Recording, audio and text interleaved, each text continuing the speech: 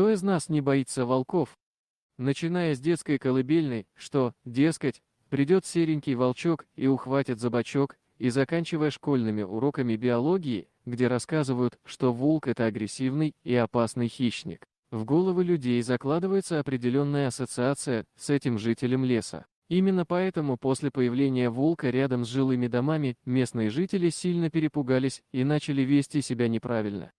Дело в том, что люди, само собой, понятия не имели, как нужно поступать, встретившись с волком.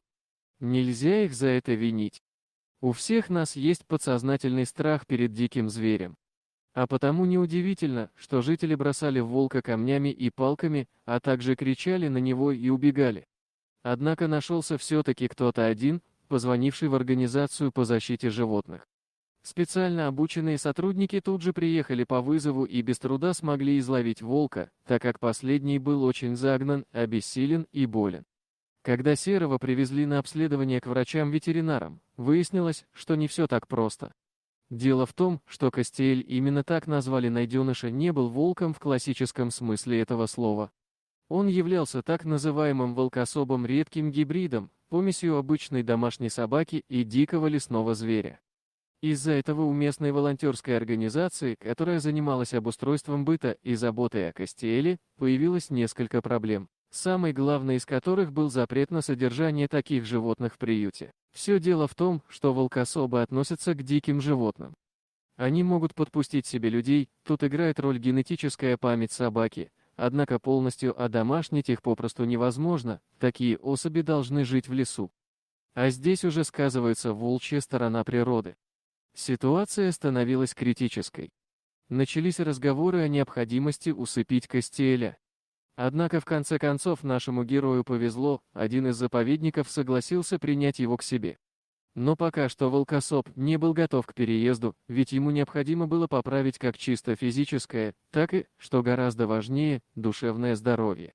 Волонтеры занялись выхаживанием животного, и некоторое время спустя Кастиэль заметно оживился и похорошел. Тогда его и перевезли в заповедник.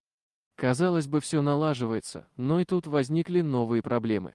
Дело в том, что наш герой долгое время пробыл в одиночестве, а волки – это стайные животные.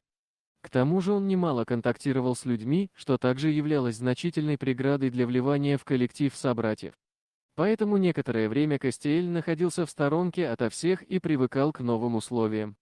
Тогда же волкосап проявил себя как романтическая натура, он обожал часами просто лежать и любоваться природой, смотреть на лес и на небо.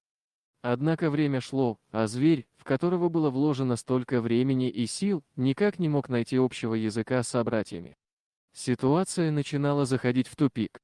Тогда в руководстве заповедника решили, что социализировать Кастиэля можно с помощью любви. К нашему герою подселили самку волкособа по имени Тинали. Она была очень молодой и энергичной, но в то же время ласковой и заботливой. Было заметно, что Кастиэль смущен и озадачен. Впрочем, некоторое время спустя животные подружились и уже ни на шаг не отходили друг от друга.